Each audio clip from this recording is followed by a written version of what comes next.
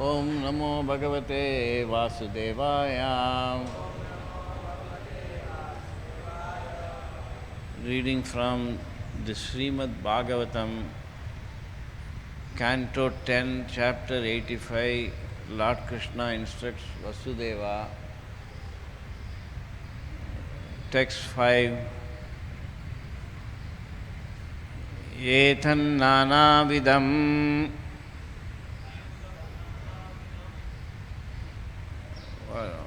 I should first read one word at a time. One word at a time, is it how it is done? Beginning? Verse number 10. 7. Oh, that is why people... Really? Somebody told me 5. What is this verse? You are the directions and the accommodating capacity.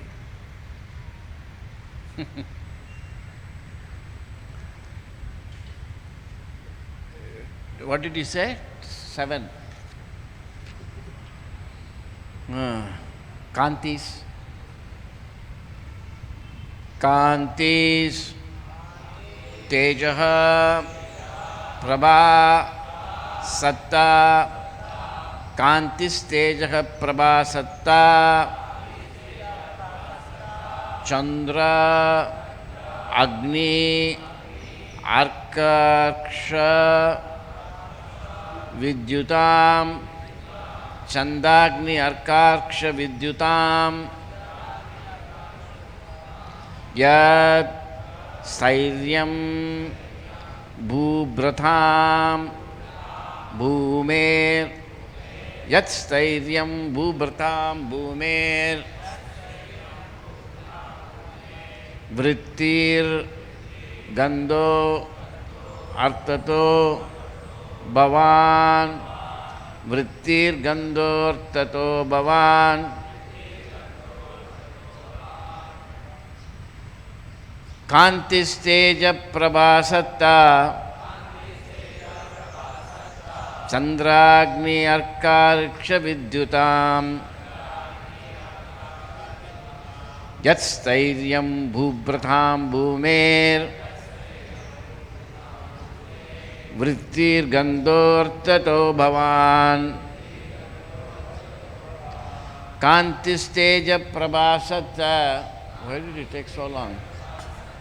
Chandragni Arkarsha Vidyutam. Yat Stairyam Bhubratham Bhumer. Vrittir Gandhortato Bhavan. Kantis Teja Prabhasatta. Chandragni Arkarsha Vidyutam. Yat Stairyam Bhubratham Bhumer. Vrittir Gandhortato Bhavan.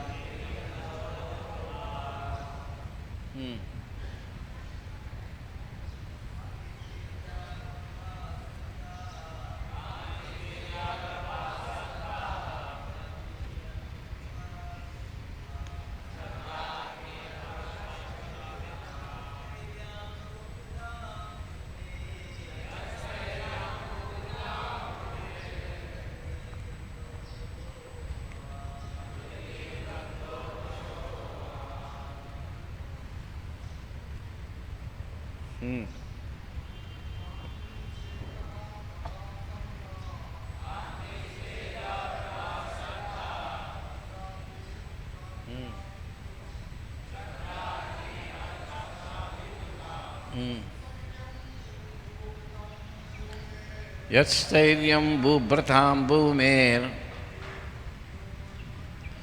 Vrittir Gandho Artato Bhavan.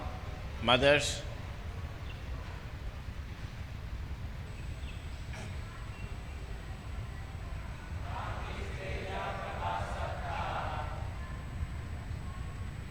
Chandragni Arkshasha Vidyutam.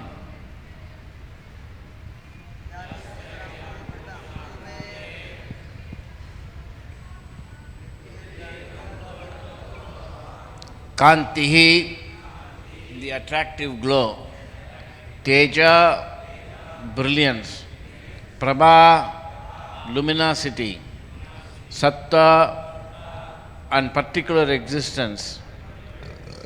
Chandra, of the moon. Agni, fire. Arka, the sun. Riksha, the stars. Vidyutam, and lightning. Yat, which. Sairyam, permanence. Bhubratam, of mountains. Bhume, of the earth. Vrittihi, the quality of sustaining. Gandha, fragrance. Artata, in truth. Bhavan, yourself. Translation.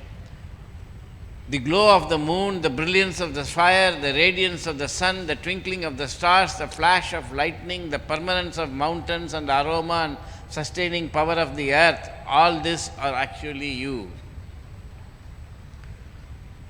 Please repeat. The glow of the moon, the brilliance of fire, the radiance of the sun, the twinkling of the stars, the flash of lightning, the permanence of mountains, and the aroma and the sustaining power of the earth, all these are actually you. Purport. Sri Vasudeva, in telling Krishna that he is the essence of the sun, moon, stars, lightning and fire, is only reiterating the opinion of the scripture, both Shruti and Smriti. The Svetasvatara Upanishad, for example, states, Na tatra suryo bhati, na chandro tarakam, nema vidyuto bhanti, kutoyam agnihi, tameva bhantam anubhati sarvam, tasya bhasas sarvam mitam vibhati. There in the spiritual sky, the sun does not shine. Na tatra suryo bhati, na chandro tarakam. Nor does the moon, the stars or lightning as we know them. What to speak of ordinary fire? It is by the reflection of the spiritual sky's effulgence that everything else gives light. And thus through its radiance, this entire universe becomes luminous. In the Srimad Bhagavatam 15:12, the Supreme Lord says, Yad aditya gatam tejo jagad bhashyate akilam yat chandramasi yat chagnakno tat tejo viddi mamakam. The splendor of the sun, the dissipator of the darkness of this whole world, comes from me, and the splendor of the moon and the splendor of the fire also come from me.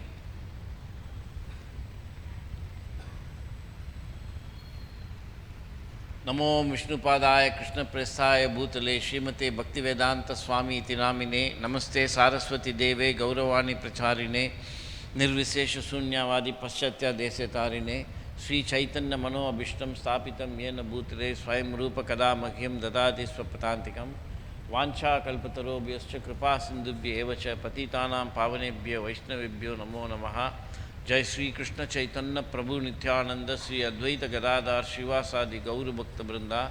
Hare Krishna Krishna Krishna Hare Hare Hare Rama Rama Rama Hare Hare Hare Krishna Krishna Krishna Hare Hare Hare Rama Rama Hare Hare Hare Krishna Krishna Krishna Hare Hare Hare Rama Rama Hare Hare.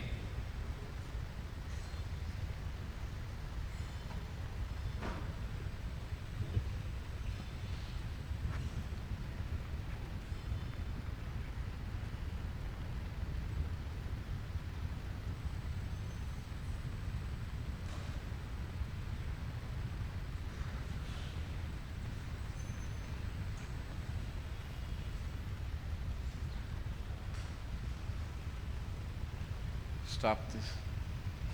बंद कर देना. Thank you. Krishna.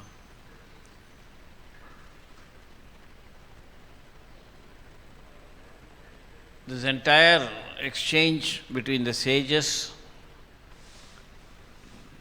Nanda Maharaj, the Yasoda, Now, Vasudeva, Devaki, this is taking place in Kurukshetra, and the Supreme Absolute Truth is being revealed and praised by all of them.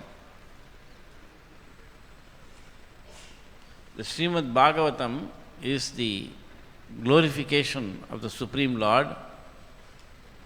It is in 12 cantos, 18,000 verses. But suppose somebody asks you to summarize the Bhagavatam in one word, the whole Bhagavatam you have to summarize in one word. Is it possible?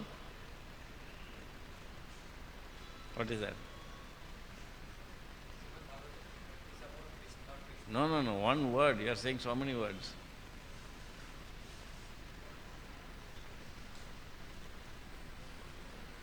Not possible, isn't it?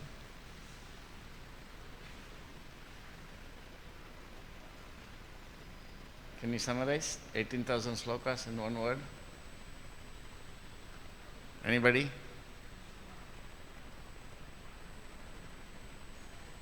Yeah, who said that?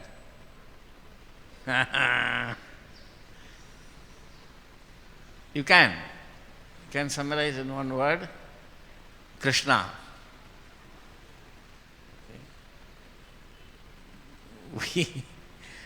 We preach, we talk about chanting Hare Krishna, but when asked, you are not able to immediately say. Called realization. Of course, it was an easy question in that one sense. But yes, Yaduvara Prabhu correctly answered, nobody else answered. So we should give applause for Yaduvara Prabhu. So, Krishna is the absolute truth. So when we say Krishna and Krishna's name are non-different, we have not realized. The entire Srimad Bhagavatam, the Vedas, the Upanishad, everything is recited perfectly if you chant Krishna. That's all. Krishna is absolute truth. When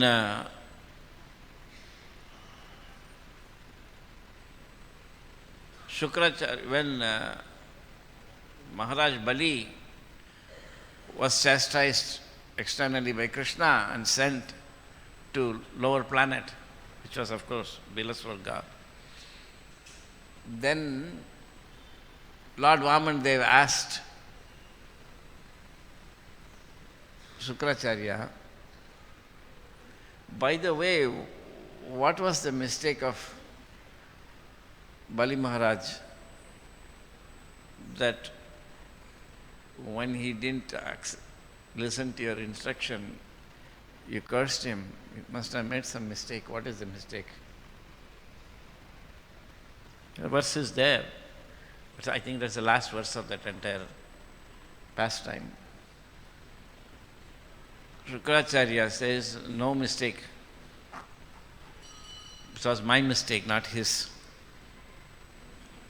Because where your name is chanted, nothing can be wrong.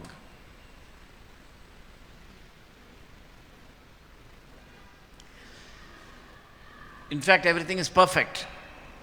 When Srila Prabhupada was installing the deities in Vrindavan,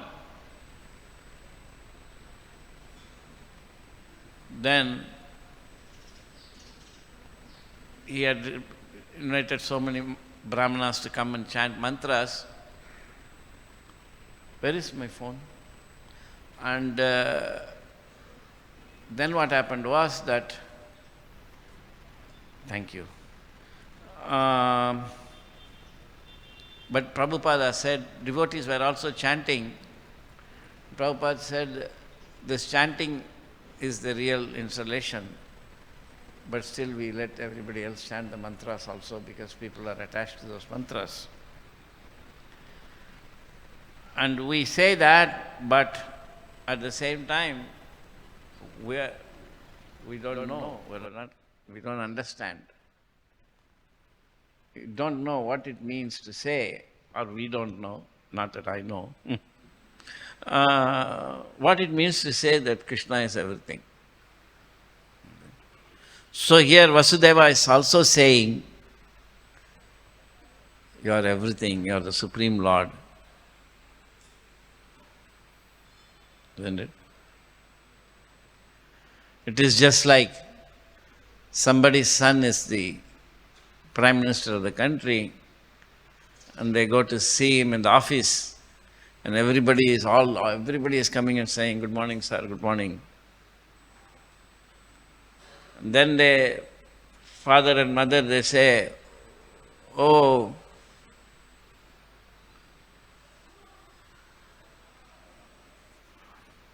it is like they say about, there was this lady, old lady, 80-year-old lady, she was sitting in the railway station somewhere in so. She had missed the train. It was a night 1 o'clock train going to New Delhi. She had missed it.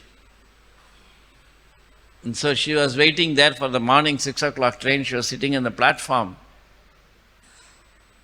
And there was nobody there. And so the station master came. She asked, what happened? Why are you sitting here? He said, no, I missed the 1 o'clock train. Where are you going? I'm going to New Delhi.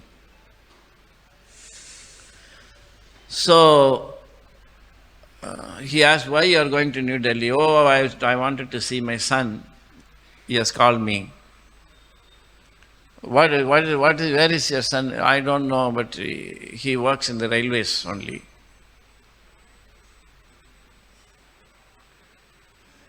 Talking. Then the fellow realized that this lady is the mother of the Union Minister for Railways, Lal Bahadur Shastri. So then they were supposed to have sent a train for her. The point being, she may not know that what her son is. Similarly, Vasudeva and Devaki, they are thinking that this is our children.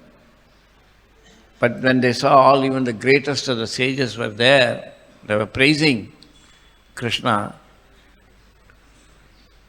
Then they are saying, oh, they are also saying, you are this and you are that and you are the supreme truth. And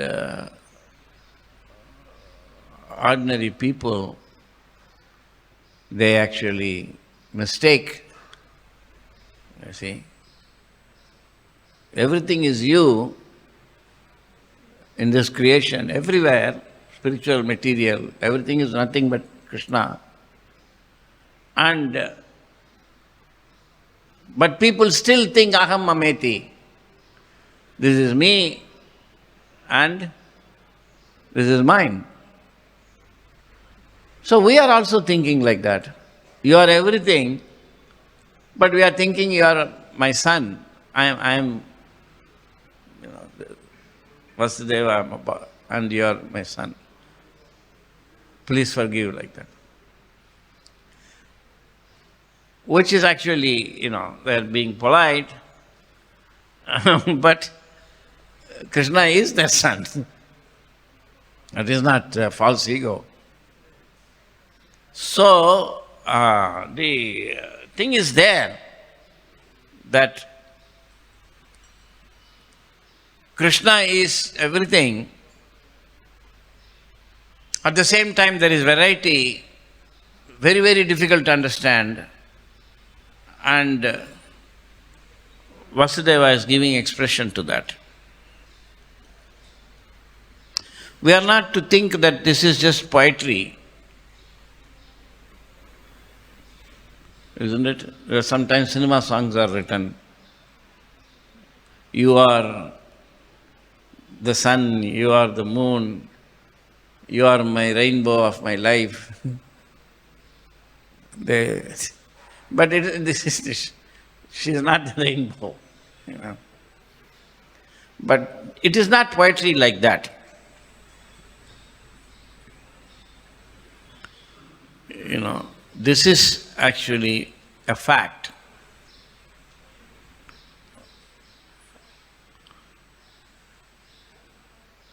That the other day we had Abhishek. There was some Abhishek recently, for what? Gaur Purnima. So Gaur Purnima, Abhishek was there. Then our Sevatullah Prabhu was actually chanting one mantra, which was, you know, I had not heard that particular mantra before. And then I was asking him, where is that from? Because the previous one verse, we know, the Prabhupada has quoted it, it's also from Rig Veda. Narayana Brahma Jayate, Narayana Shiva Jaya Rudra Jayate, like that. And afterwards also there is another verse. Brahma Narayana, Shivasya Narayana, Chakrasya Narayana, Dyava Prithivya Narayana, Kalasya Narayana, Dishasya Narayana, Urdhasya Narayana, Adasya Narayana, Antarbahirshya Narayana. Everything is Narayana.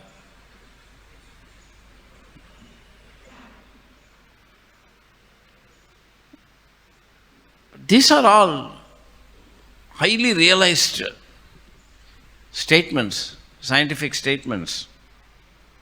This is, he said, this is from Laghu Narayana Upanishad, which is a part of Atharva Veda.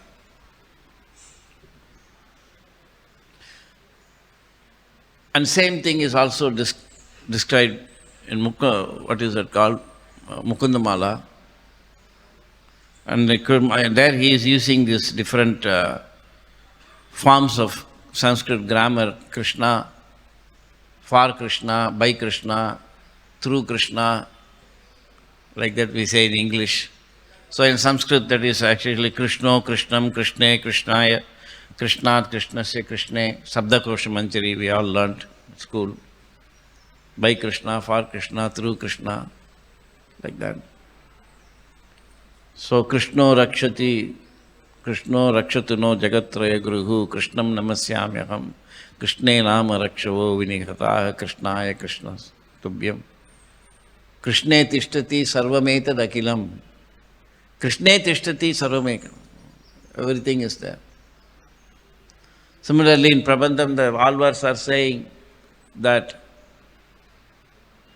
the pan I am taking and the water I am drinking is all Krishna. Unnum, unavum, parugum, neerum, mellum, vetrilayum, ellam kannane. Say that. Everything is Krishna. And here also Vasudeva is saying, the sun and the moon and the stars and the directions. Dishasya Narayana, that is mantra, Atharva Veda. Isn't it? Adasya Narayana, Urdhasya Narayana, Antarbahirshya Narayana, Dishasya Narayana. Dishash means directions. Isn't this in this verse? Didn't they say that? 7th verse.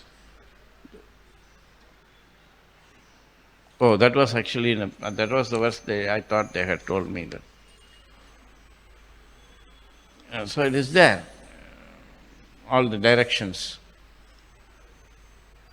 Everything is there. You are the water, you are the thirst quenching, like that.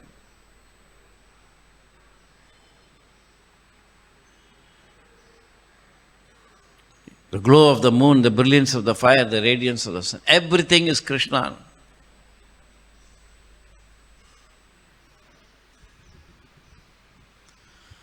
So Krishna is very, very difficult to understand. You see, in the material world also there is a dim reflection of this. When a powerful man, everything is done by him. Just like if you go to a very rich man, whatever his name is. What is that? Ambani. You go to his place, they've got a, 5,000-acre land. The 5,000-acre land, there is about 40, 50 buildings, each building with 200, 300 rooms. There are 30, 40,000 people working there. And there are hundreds of cars, vehicles. Everything is mine, we can say. It's very powerful. But, although he can say everything is his, he cannot say everything is me.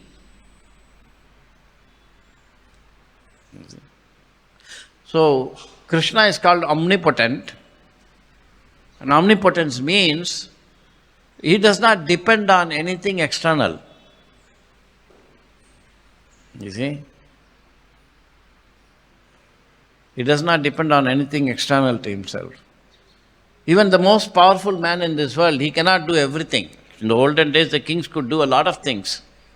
They were very powerful. They also had yogic siddhis and this and that. But he cannot do everything. Everybody depends on, even the king needs ministers, he needs,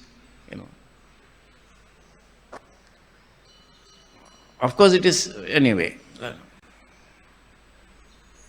So, even the Ambani, although he has got so much, he is a very powerful man, we say. It's not actually powerful, because to manufacture anything, this and that, he needs tens of thousands of people to help him. He cannot otherwise make it. One person cannot do everything. But Krishna can do everything and does it. One person.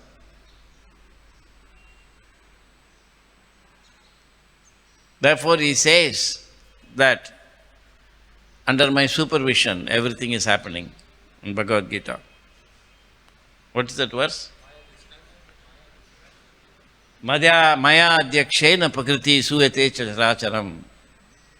Under my supervision everything is happening. Actually, that's also only the, not only so. Therefore, so once I was saying, Tannal tannai marait aruliya pemman. Tannal tannai marait aruliya pemman. He is everything,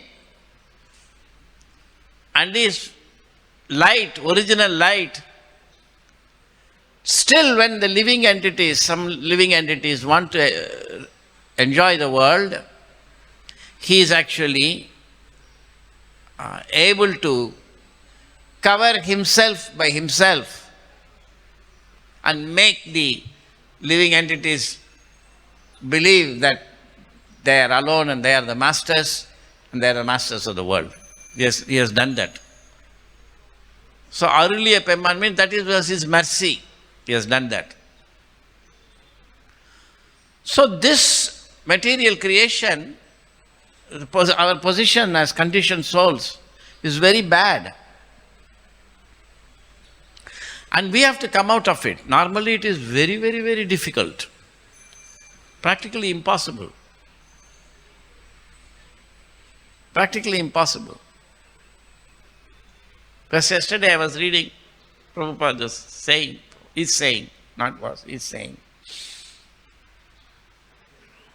it's very difficult actually to realize oneself and then to go beyond material existence.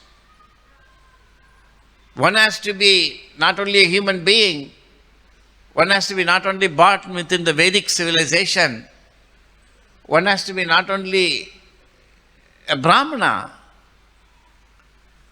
but highly renounced and perfect to be able to actually overcome this material existence. It takes Bhaunam Janmanam Ante. Millions and billions and trillions of births it takes. It's like if you want to become a billionaire, it is not so possible. You see, it's not a matter of working hard. Srila Bhaktivinoda Thakur in Jaiva Dharma gives this point that a person who has mastered how to climb the coconut tree, simply by perfecting his skill, he cannot go to moon. That is not possible. So we are all born within a certain karmic range, and no matter how much you work, you cannot become something else. It's not possible. The rickshawala cannot say, I am only working now 8 hours a day, I will work 16 hours a day, I will work 24 hours a day, I will drive the taxi or rickshaw, then I will become a billionaire. No. To become a billionaire, you cannot actually drive the rickshaw longer. To go to moon, you cannot just climb the coconut tree more and more. You need a rocket or whatever, some siddhis. Similarly, by performance of the materialistic punya activities better and better, you can never become Krishna conscious.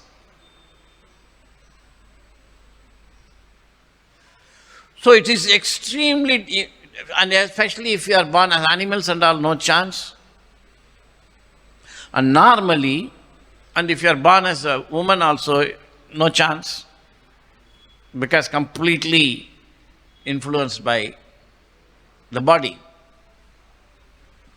They are facts of life. But Krishna says,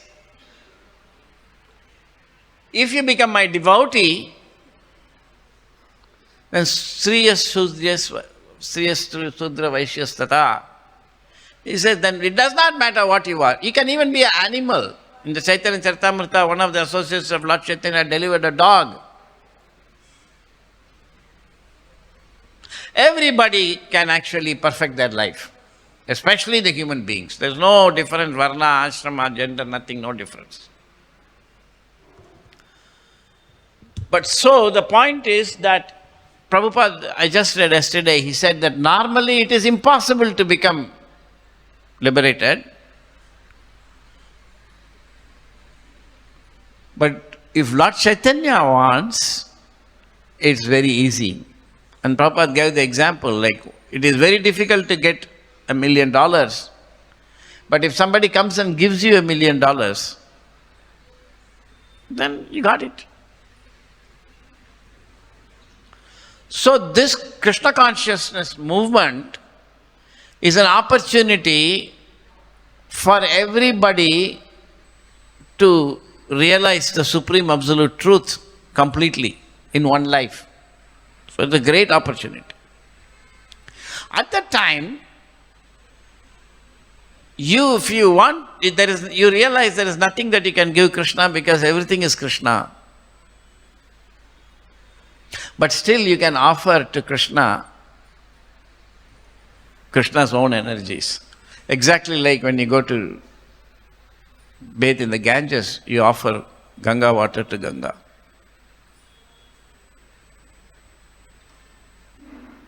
So this process of actually offering Krishna to Krishna, that is bhakti.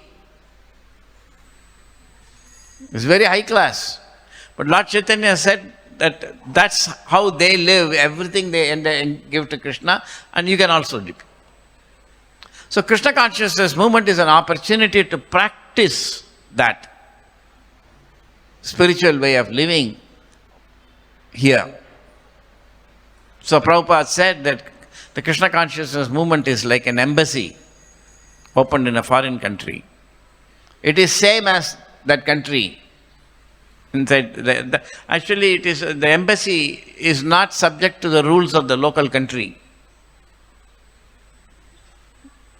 If somebody goes inside an embassy, even the Indian government cannot arrest them, because you cannot enter that embassy. That's America, or that's UK. So the embassy is considered as it's the representation exactly of that country here. It works according to the laws of that country, not India. Similarly, the Krishna consciousness movement is working under the laws of Goloka, not material world.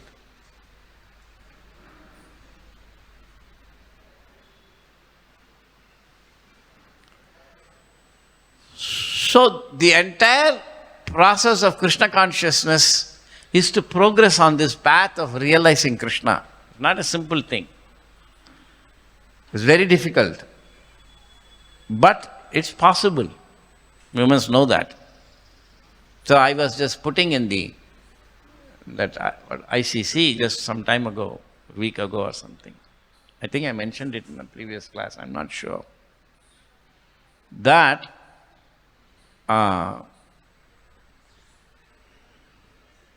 we are going out to preach, which is fine, but inside the temple, we should make progress so that we have something to preach outside. Here also, we are only talking about how to preach, how to do book distribution without knowing what is in the book. And that's not good. So the entire temple life is meant for making progress. And these things are a science. This is not just upachar. Krishna is the sun, Krishna is the moon.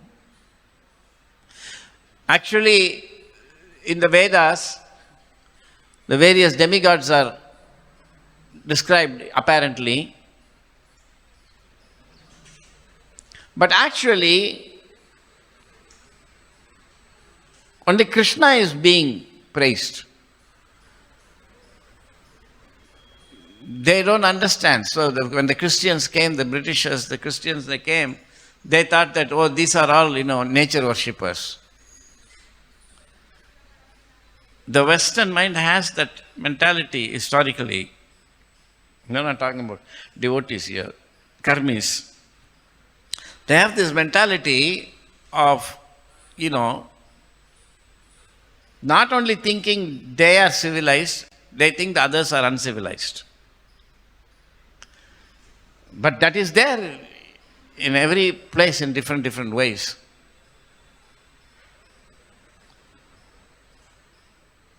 So they were saying the Greeks, before the Greeks, it is all nature worshippers, pantheists. It's a long story. But actually, I'm not going there, I'll come back. So the point is that all the so they thought, when the Vedas are talking about Vayu and Varuna, like that, they thought that, this is worship of the material elements. They thought these are fools. But actually, each of these elements has got a demigod. But the demigod is also, his body is made of material elements. Higher class elements, ether and all that, but still material elements. And they are also in illusion. Name viduhu suragana partha. Krishna says, even the demigods and the sages, they don't know me. But inside the elements, inside the demigods, and the actual active principle is Krishna. So the Vedas are saying that as Vayu, you are the greatest, you are the most powerful. As Agni, you are the greatest. They are actually praising Krishna, not those demigods. Although the demigods think by false ego that they are being praised. And that is why Indra got angry when the worship was stopped. Oh, I am not being worshipped. He didn't know that in any case Krishna is the one who is being worshipped. So Krishna is actually the active principle behind everything, and how the Supreme Person can become everything, that is very amazing. Very, very amazing. But Prabhupada always said that if you study little bit your own situation, Atma upamena sarvatra sada pashyati. By comparison to oneself, you can also know Krishna, Prabhupada said, but little bit. And he gave the example, just like you are producing sweat, and in the sweat so many chemicals are there. Similarly, Narayana also sweats. When Narayana brings all the conditioned souls within Mahat, which is also created by Narayana. Material energy is created by Narayana, not directly by Krishna. Actually, Mahavishnu. Ekanto Mahato Srishtir. Mahat is created by the Karnasai Vishnu. Then inside that Mahat covering, he enters. And when he enters, it's so hot. And it is so hot that he starts profusely perspiring. And that perspiring is like an ocean.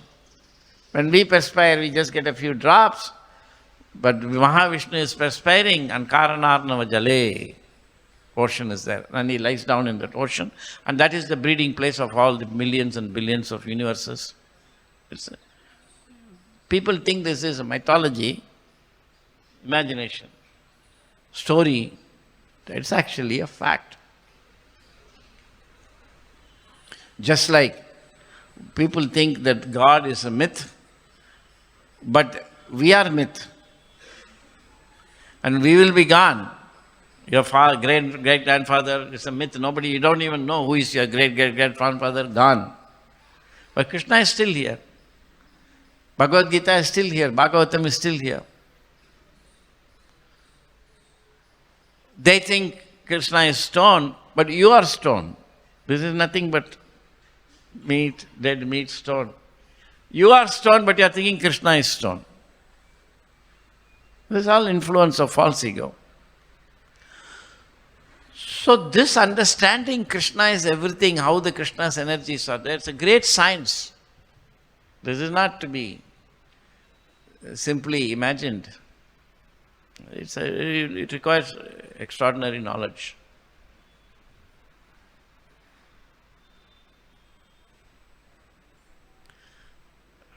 So many things are there. So many things are there.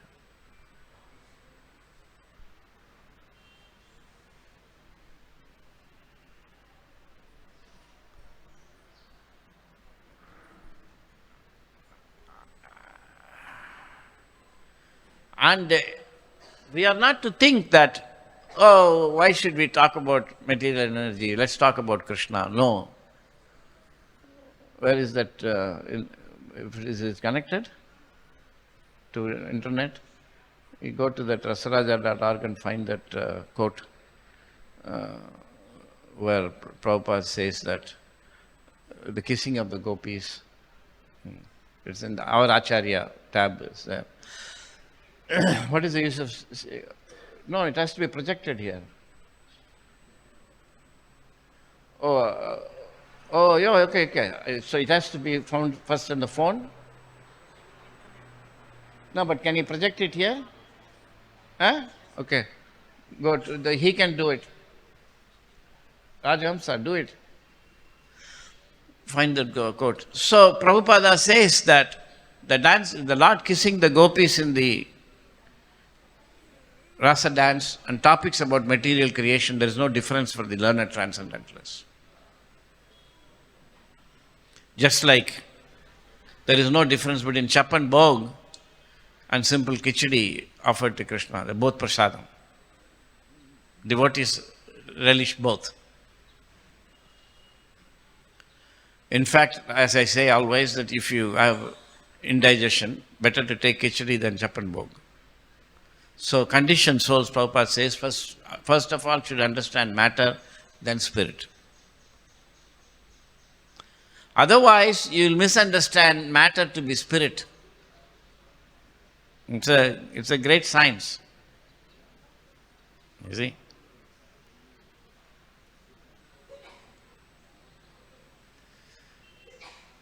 We think that Westerners don't understand that beyond matter there is spirit. Especially scientists, they think everything is matter. But actually the beginning point of science is the subject-object distinction. Time kya ho gaya? 8:49, another 11 minutes, so we'll see.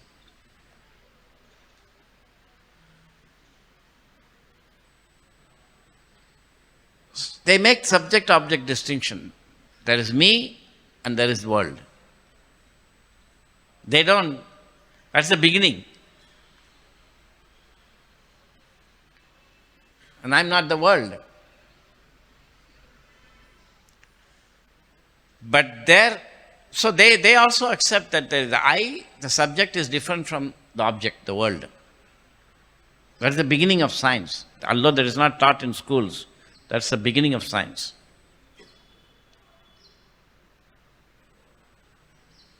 But when Descartes was asked to define I, he said, this is matter. He defined matter and he said, everything else is spirit. So he actually wrote, spirit means that which thinks, that which is intelligent, that which is self-aware. So, but in the Vedas we separate them. That which thinks is mind, it's material. That which is intelligent is in buddhi, that's material. That which is aware is also material, false ego. And then there is Atma, beyond that. What is that verse? Indriyani parani ahur indriyebhya paramanaha. Manastu buddhi sasem something. Manastu para buddhi. And then? Paratasa. So the soul is greater than that.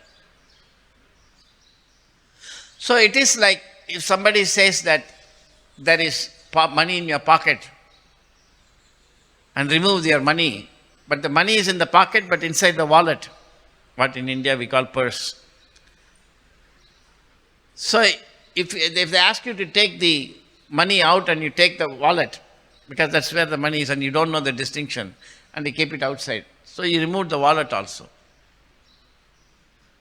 Similarly, in the Westerners, they didn't make a distinction between matter, mind, intelligence and soul. They removed everything. They said that this on this side. But Vedas are actually saying, no. Inside the wallet there is money. That is also not money. He said, where is your money? It's here. No, that's not your money, that's your wallet. Oh, then where is the money? It's inside the wallet. So he was saying, this is soul. Anything that's not material is soul, res cogitans. But actually, Vedas are saying, no, that's material mind, and inside that is intelligence, and inside that is the soul.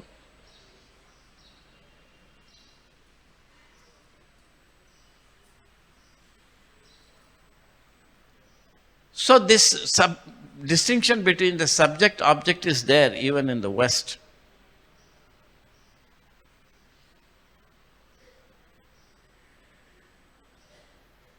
It's a great science. I don't know where to go. So anyway, then they said that we will only study matter. We will not study anything else. Because they said we know matter exists. So we will build our knowledge on firm ground. Whether soul is there, God is there, who knows? But we will just.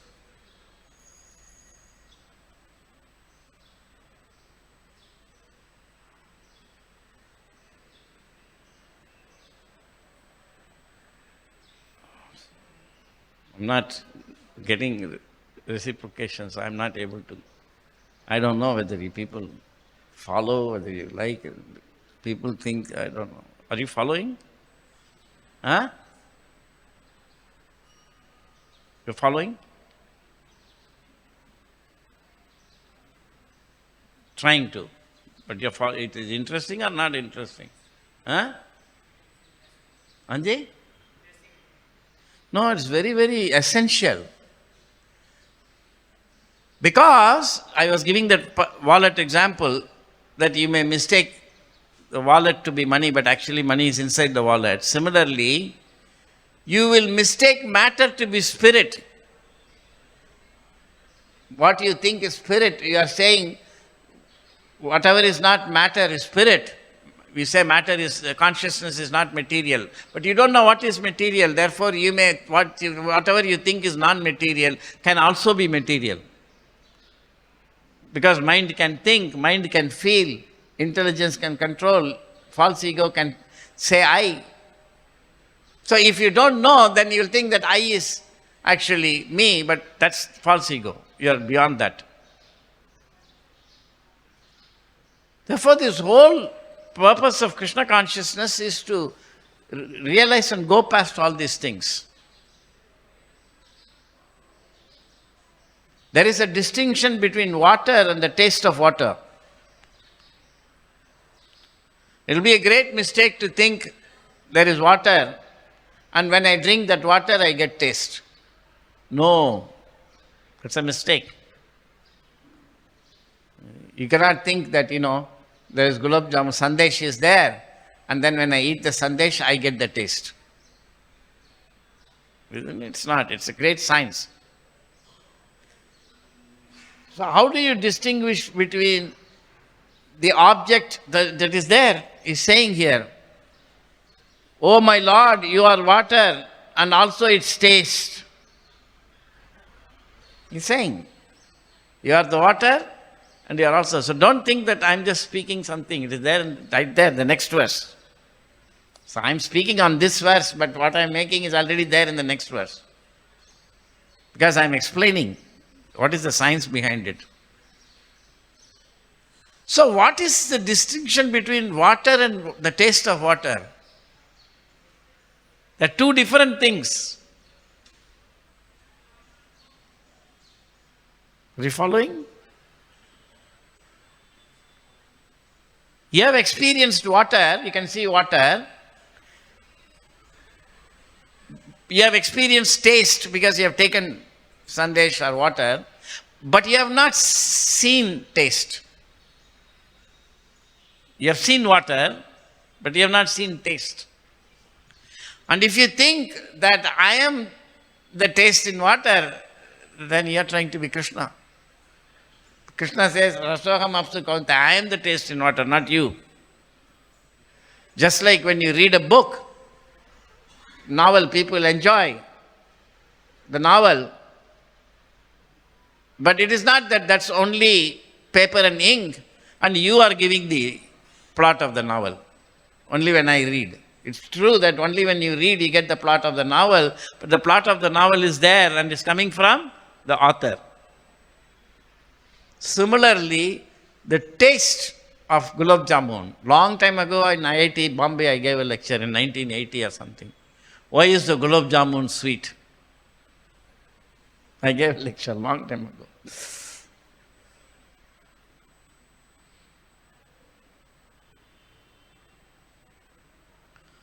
So you have to, if you want to see Krishna, but you have not seen taste of water. Just like water is this much quantity, taste is also there, separate. And when you see the taste, then that is the beginning of seeing Krishna. Rasoham apsu kaunteja, prabhashmi sasisurayo.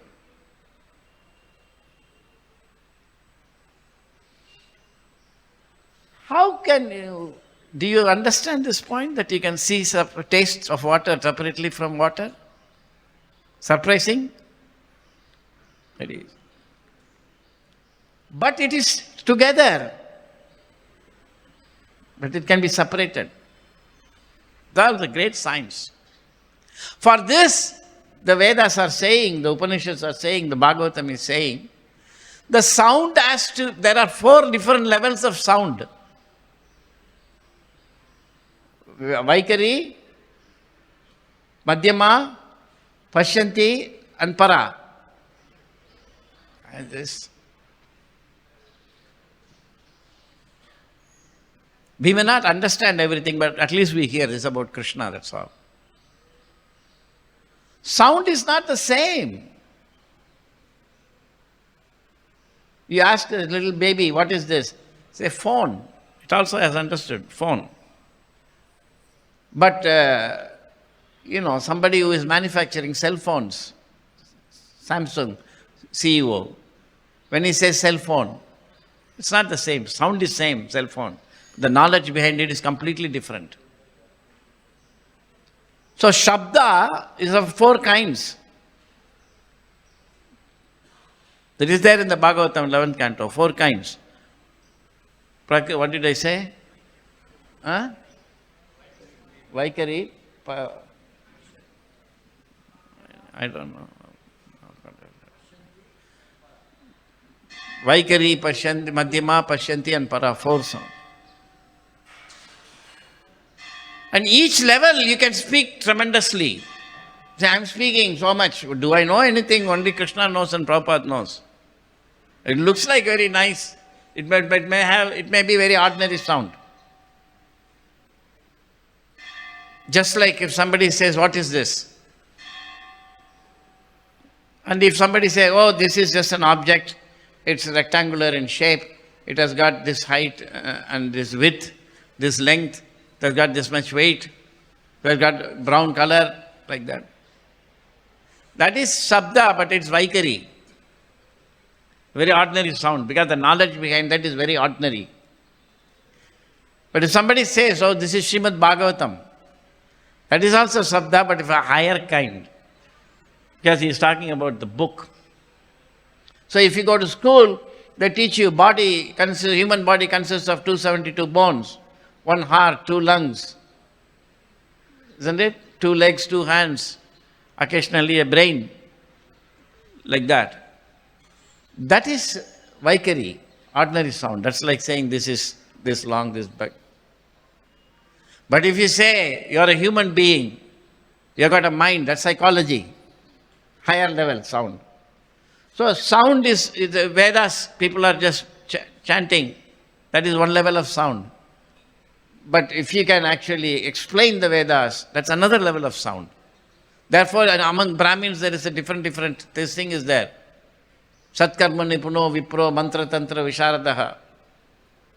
Vipra is one who understands the spiritual message of the Vedas. One, who knows all the Shat Karma, he's a Nipuna, he's an expert in that. Then Mantra Tantra Visharad, he's a Visharad, he knows Mantra and Tantras.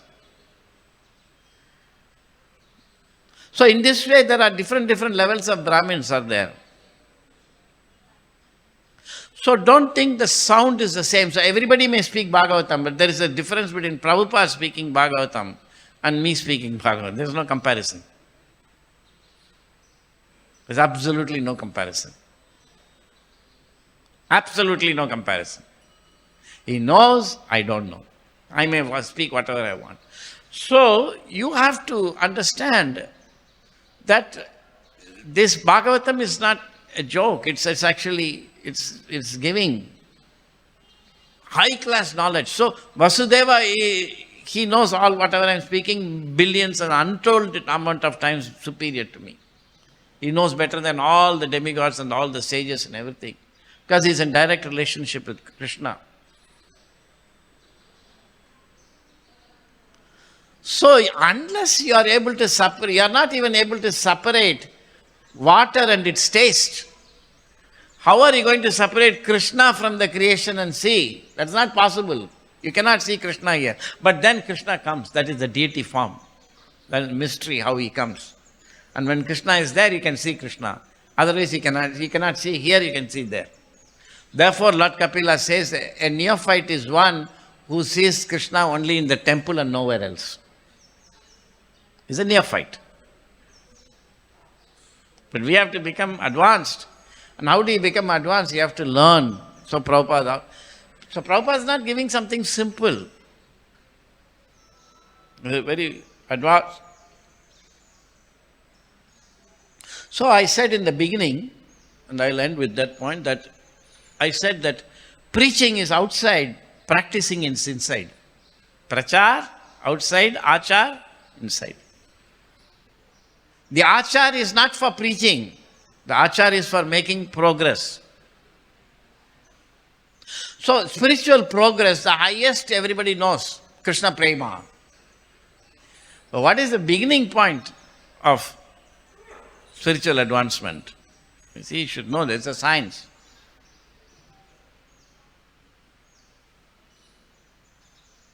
In order to get prema, first you should become free from material entanglement.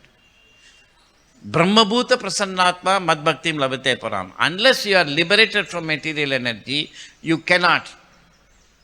And to be liberated from material energy, you must be able to separate yourself. So much is there. This knowledge cannot be simply learned by studying.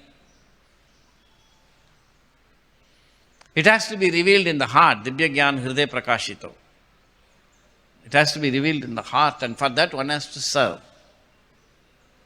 So, in spiritual progress, there are two stages, broadly speaking. Krishna Prema and being liberated. So, our job is to first become liberated. We are not to think that, we are not aiming for liberation, but liberation must be a first byproduct of performing bhakti. Vasudeve Bhagavate Bhakti Yoga Prayojitaha Janete Asu Jnanam Cha Vairagyam. It has to come. Krishna says, if you are Brahma Bhuta, then you can engage in devotional service. So you have to advance. You means me. Maybe you are all advanced. I have to advance, and I have to become free from material existence. Now, in order to become free from material existence, there are two kinds of bhakti you can do. One kind of bhakti is what is called Prabhudatta Seva. Other kind of bhakti is the Mandatta Seva. And part of that Mandatta Seva is Purascharya, preliminary process of cleansing oneself externally, and that is the beginning of bhakti. How to perform Prabhudatta Seva, that we do not know. It is not preached. And if you don't know that, we cannot make progress. No matter how long we... then what is the use of this? No, you should know that. So whatever is blocking such understandings, we should get rid of it. So this is just the beginning of science. I'll just make one last statement. There's so many things. This idea is there everywhere in the ordinary world, but we may not be even aware of it. But if you don't know such things, you cannot understand Bhagavatam. Because one must understand the nature of material energy, and one must... Where is that thing? Yeah. It is out there. Put it. Can you read? Jose Pado. He can read. Read. The pure devotees of the Lord, however, can equally relish the nectar in the form of the profound philosophical discourses about material creation, and in the form of kissing by the Lord in the Rasa dance, as there is no mundane distinction between the two. Srila Prabhupada, Srimad Bhagavatam. You are not keeping the microphone nearby. Anyway, that's fine. Everybody followed? Prabhupada is saying there is no difference between the two.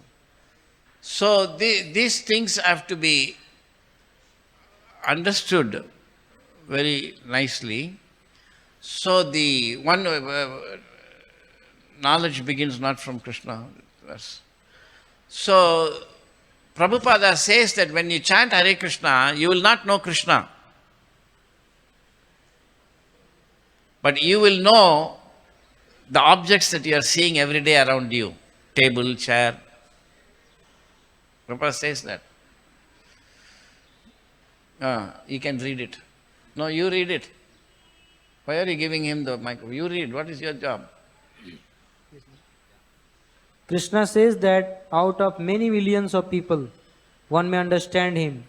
But by chanting of this Hare Krishna, as introduced by Lord Chaitanya, chanting and dancing, you can understand Krishna within a very short time. By chanting you can understand Krishna. Knowledge begins not from Krishna. Knowledge begins? Not from Krishna. Not from Krishna. When you're chanting, you can understand Krishna, but he says knowledge begins not from Krishna. Then? But from things which we are accustomed to see every day. The things that we are accustomed to see every day, you should understand first. By chanting. If you don't even separate taste from water. That is why Krishna says, Matra sparshasya kaunteya sritashna sukadukada.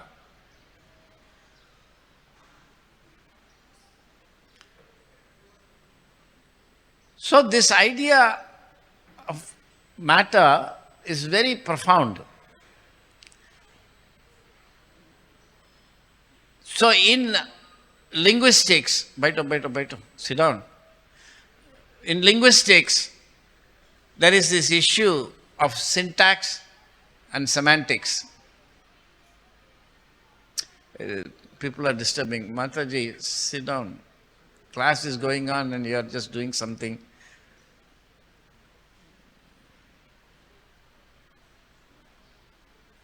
Syntax and semantics is, syntax is, you see certain shapes. They're in a sequence. Isn't it? Krashna, Supereme. These are all shapes, letters.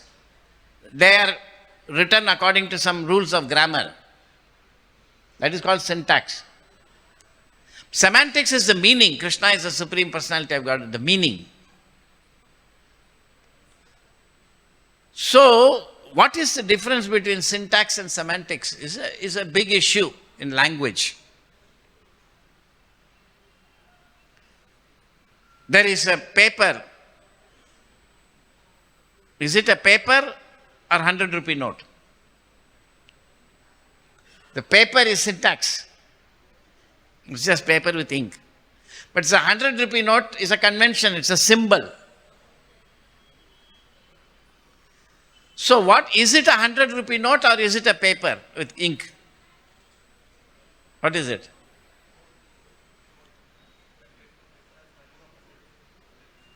You don't understand the point. Let me ask the question again. If everybody leaves this room, the table will be here, correct? Or it won't be there? This object will be here or not? It will be there. So this object is real, for in that sense we say. Right?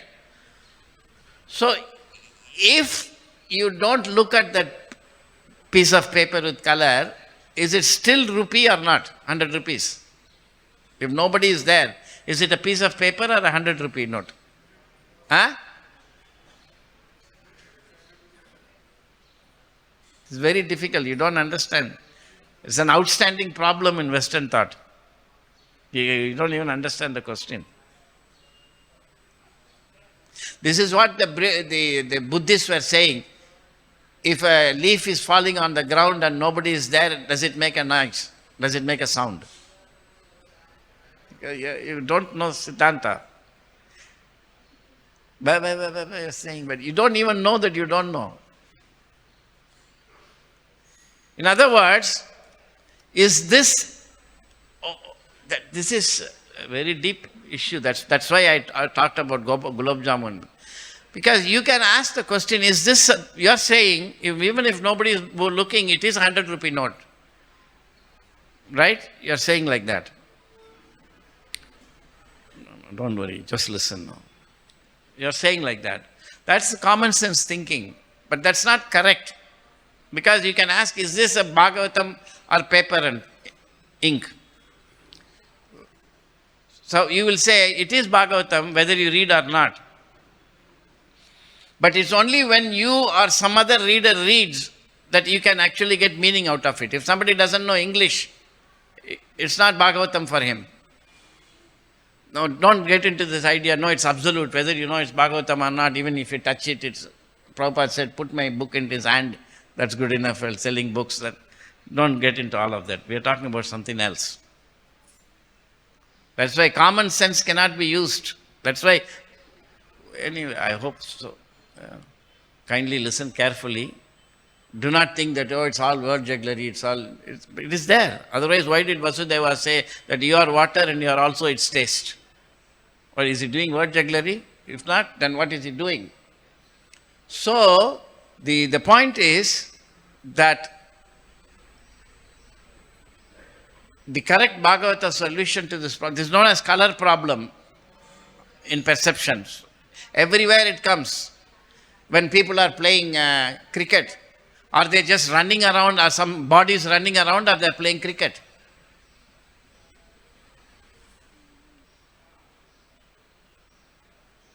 This is behind artificial intelligence, ChatGPT. Is the machine simply, manipulating 1 and 0 states, or is it understanding? It's all the same question. Same question. So, the point is that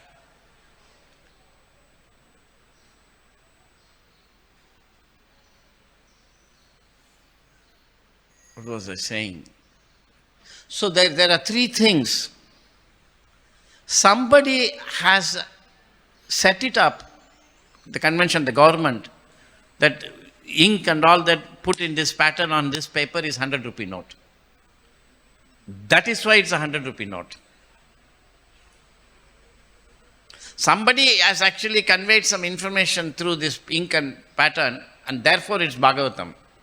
Quite apart from the fact that Bhagavatam is real, that is, to understand that, you have to first make this understanding. So, there is actually the author, the book, and the reader.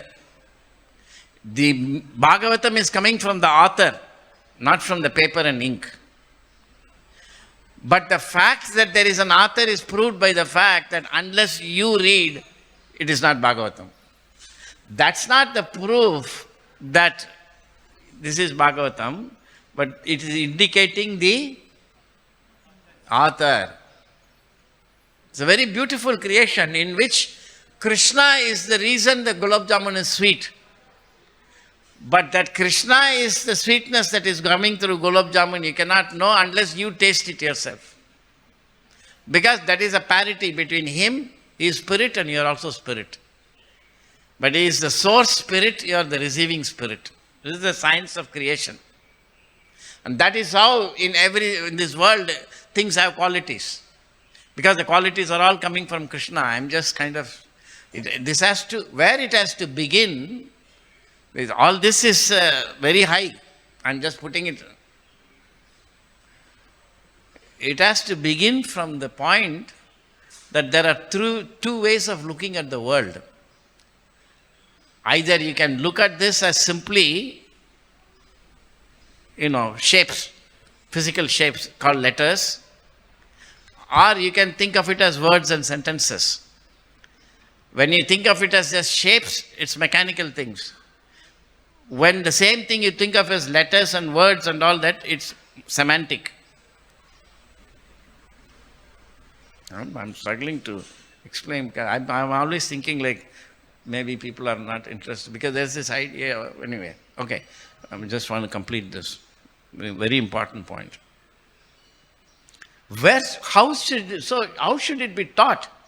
So when you read the Bhagavatam outside, Bhagavad-gita outside, Prabhupada has written in such a way that if you have some good sukriti from past lives, something you have done in this life, past life, any punya, maybe you have been a good Muslim, maybe you have been a bad Christian, that's also fine.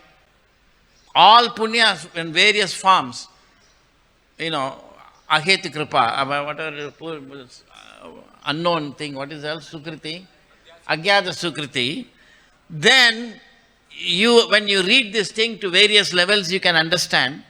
But Prabhupada has given so fantastic knowledge that it's good enough for you to leave the material world and practice. That's fine. But when you come inside, where is this teaching begin? Where should it begin? Those who are inside, they should teach because it should be realized knowledge. What is to be taught? You can't continue with that reading outside and coming here and also speaking the same thing. No. So that knowledge that begins by making a distinction between object and experience. There is an idea called complementarity. So, two parallel ways of seeing that are mutually exclusive, but about the same thing. So either you can just see this, what I'm speaking as sound, you can put it on an oscilloscope and see, or you can hear it as language and get information. So there are two ways, and right now we are looking at everything as the world of objects. But actually, it is a world from which you can get information. So when you think of it as the world of objects, you see, then you actually see it as made of hydrogen, oxygen, there are 112 elements, sodium, A, O, iron, ferrous, all these elements. But when you see it as giving information, it is made of 5 elements, Panchabhuta. It's a completely different way. You cannot mix the two. So when it is 5 elements, then you get information, and that's what we have, Institute for Semantic Information Science and Technology. How to make you see the world in terms of information rather than gross matter. Information is also matter, but it's made of Panchabhuta, and this is made of gross matter according to Karmi. That is why Prabhupada called Karmi speculators. Not because they're thinking, that you have to also think, I have to think, everybody has to think. They are not speculators because they are making up their own ideas. You are also making up your own ideas when you speak Bhagavatam. You are not, Prabhupada said, no, you are saying what you have understood out of what Prabhupada said. Then why are they speculators? They are speculators because they are seeing the world as material objects, gross matter. But you have to begin by seeing the world made of gross matter of 5 elements, not 112 elements. But you don't even know how to see the world of 5 elements. If I ask you what is this made of, you will say it's made of wood. You will not be able to say that this is made of 5 elements. You don't see them. You are supposed to see the 5 elements. Then there comes tanmatras. So it is a science. So to complete, inside the temple, your way of becoming, how do you know you are progressing? It's a science. Just like you go to school, you are progressing. How are you progressing? I was in KG, and then UKG, LKG, UKG, first class, fifth class. You're progressing. Similarly, how do you know you are progressing in the spiritual world?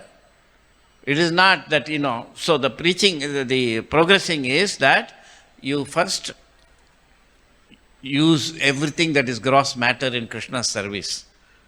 It's what we are doing. Then by that service you understand this gross matter is not made of the elements that they say, it is made of 5 elements. And afterwards you actually learn that it is actually made of mind, not 5 elements.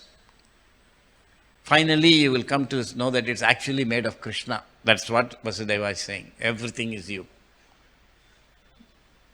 So if you continue to see this is made of wood, how are you going to see this verse that Vasudeva is saying everything is you?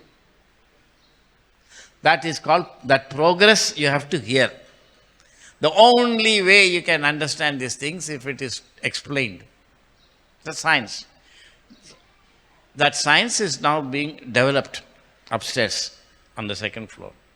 I've been doing this for 45 years and I am not even begun the actual knowledge. I'm saying there is something here, learn.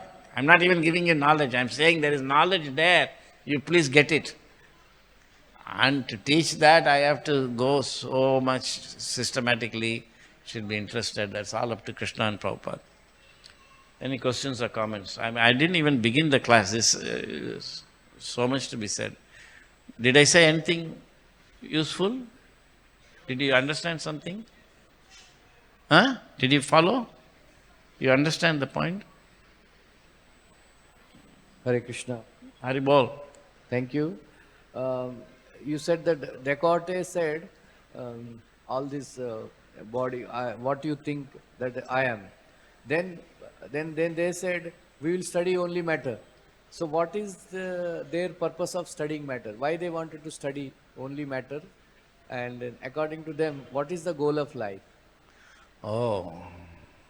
He is asking the question, if the Westerners, beginning from Descartes in modern times, They recognized that I is different from world, and world is made of matter, and we will study matter. Why did they decide they will only study matter?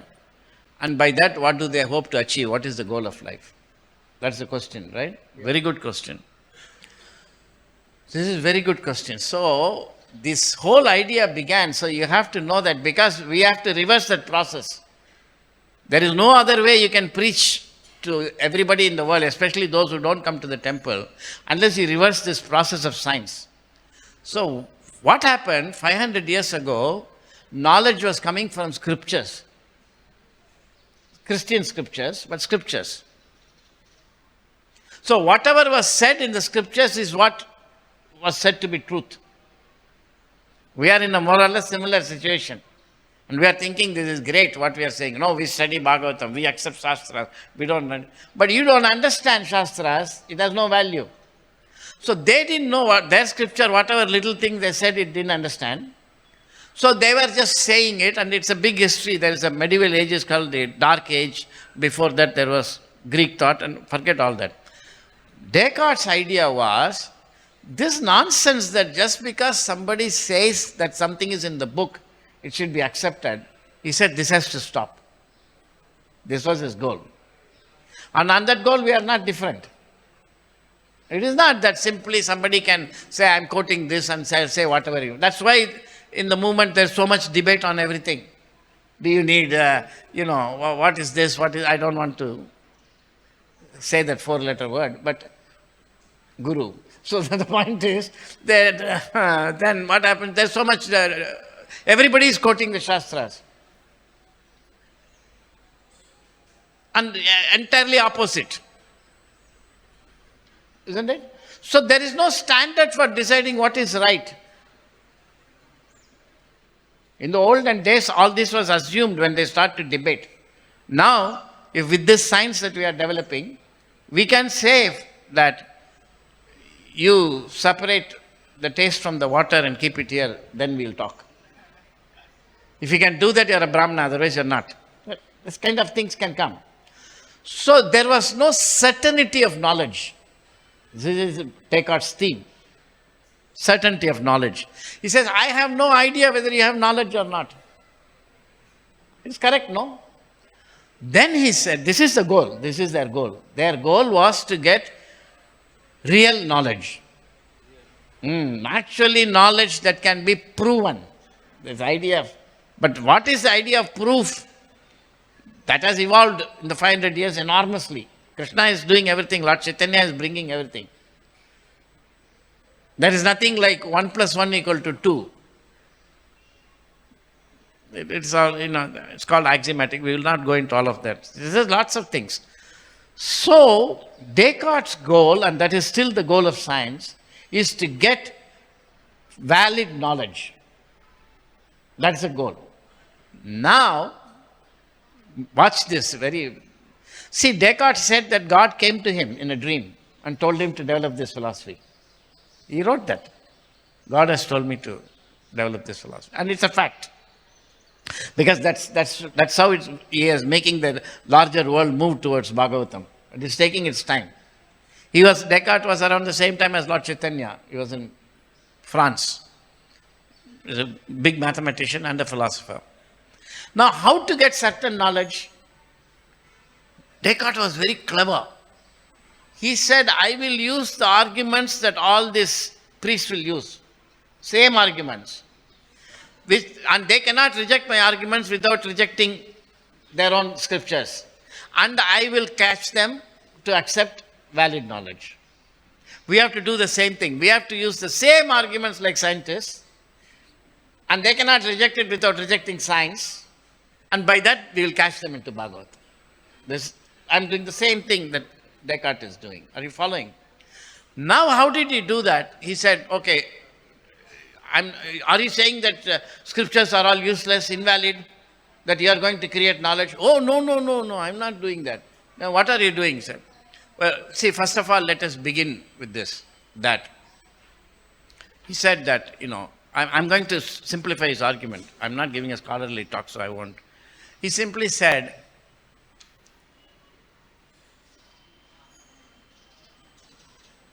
actually, well, I'll have to say this.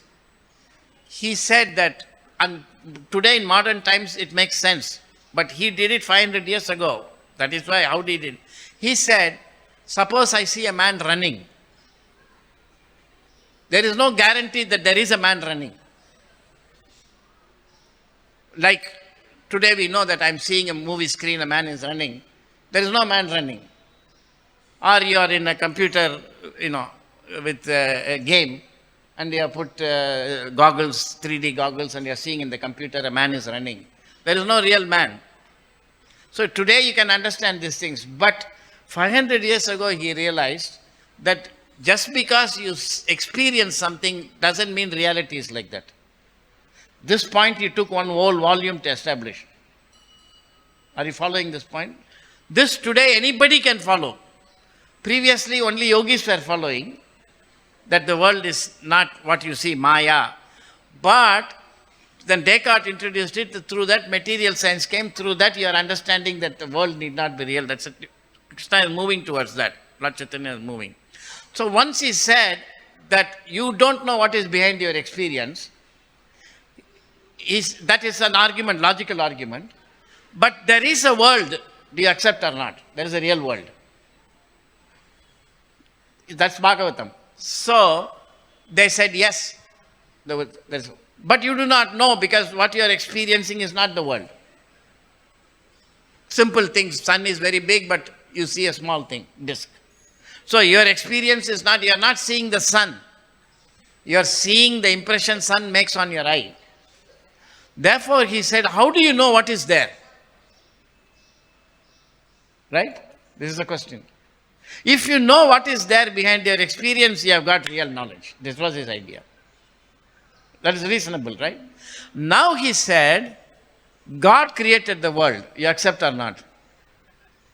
And they said, yes, of course, our Shastra is saying God is creating the world. And God is a reasonable person. You agree or not? They agreed, they should not have. We know that God is not a reasonable person. We know that God is always cheating, but that's a different matter. So anyway, they said yes. Therefore, if God created the world and is a reasonable person, no reasonable person will create a world and put you in it. Because he made this first idea that I'm not the body. It's a very complex, beautiful argument. Having said that I'm not the body, that is the beginning of Western science, that I'm not the body. If we don't even know that, you won't even know how to preach science. We can say I'm doing college preaching. You are not doing college preaching. You are doing outside college preaching. You just go outside the college, you take a place, and that's not how I preached in colleges. Now I don't even do that. I don't have time for that. But this is not, you are preaching the same thing you are preaching in the temple, but outside the colleges. I went inside and preached and made those devotees who are now doing the outside college preaching. And they have taken my work and moved it outside the college. What is this? I don't even understand. The University Department of Ministry of Education has written a letter, don't allow ISKCON people inside the campus. That some years ago it came. But we are thinking it's great.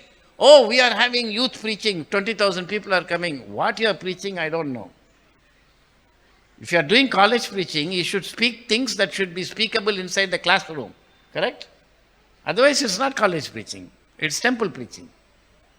Anyway, that's a different matter. So, Descartes said that if God is created the world, and if I'm not the body, cogito ergo sum, he said that, I'm not the body, I'm spirit. And this is the beginning of science. People don't even know this. Prabhupada knows this. Prabhupada's criticism of science is very different. Anyway, so if the God has created the world and God is a reasonable person and he has put me in this world, which is all Bhagavatam, then this world must be knowable in its truth. If not, then God is not a reasonable person. If you put me in a world in which I cannot know the truth, then what is the use? Are you following this argument? Therefore, he says, there is a method by which you can go beyond your experience and know the world. He said that is the path of true knowledge.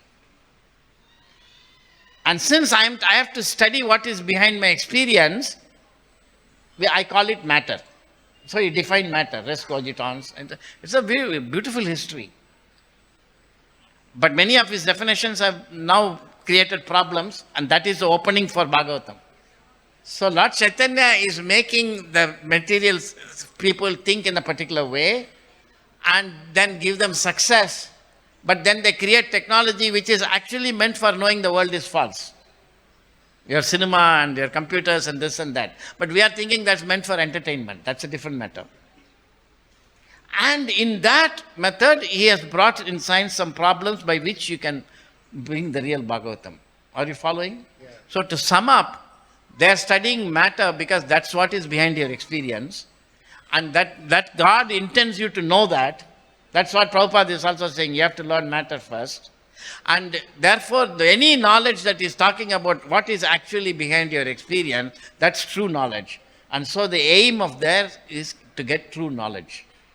And that's same as what we have. So last point, then we can ask then, why did Prabhupada criticize science? So many times in the morning walks he is criticizing science. Why did he do that? But Prabhupada says, I didn't criticize science. Then who did he criticize? Scientists? No, I didn't criticize scientists either.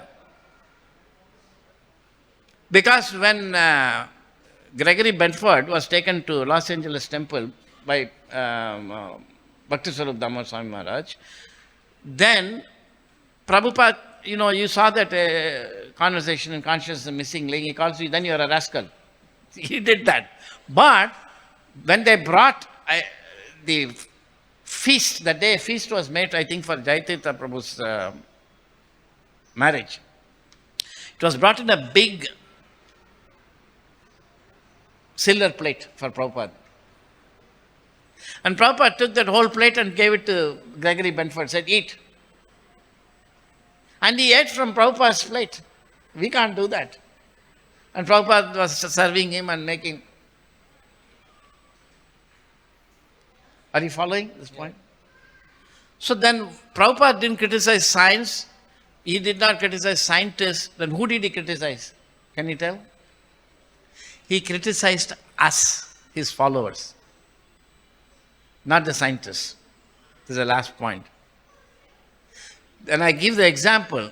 I myself, I also definitely thought that Prabhupada is criticizing scientists, so I'm not some great sheikhs, I know something nobody else knows. That's how I also went. It's natural. But I learnt this, but never mind how I learnt and all this. The example is, a father is going and he sees the son sitting with many people in a toddy shop and drinking. So he tells the son, why are you drinking? He says, all my friends are drinking. They're not friends, they're very bad people. You should not be friends with them. He is not criticizing them. The son is not supposed to go and tell them, my father said you are bad people. You just have to leave. So when he saw his followers were influenced by science, which was the fact, then he actually criticized science so that you can actually believe Bhagavatam and not. He said, when fifth canto comes, many of my followers will leave. So Prabhupada is criticizing scientists and science so that you will follow Bhagavatam. Those people he respected completely. Correct? Why would the father bother about those boys, what they do? He's not bothered. So Prabhupada is not bothered what the materialists are doing. He said, I write my books for my followers. Are you following this point? So you all should understand that Prabhupada is criticizing us. That's how I take it. He's criticizing me. Because I followed science blindly. I accepted Darwinian evolution. I accepted Big Bang. You are saying that they are fools for the theory, but what about me? I accepted the theory, no. So Prabhupada saved us. So, if you go deep into this science, their starting point is same as us. To get authentic knowledge, to go beyond sensory perception, to know what is actually in reality behind the senses. And the method for doing that is called science. That's all they say. And so Bhagavatam can be very much a science if we can produce that knowledge. That knowledge must be first about matter, because that's where they know how to test things. And Prabhupada also says, am I making sense? Are you all following? So this Bhagavatam is a science. Thank you, Hare Krishna. Thank you. Anybody who has not asked question before has any question? Granthara Srimad Bhagavatam ki jai. Srila Prabhupada ki jai. I'm sorry it took so long. How much is it? 9:40? Okay. It's all right. Sunday. So, jane do.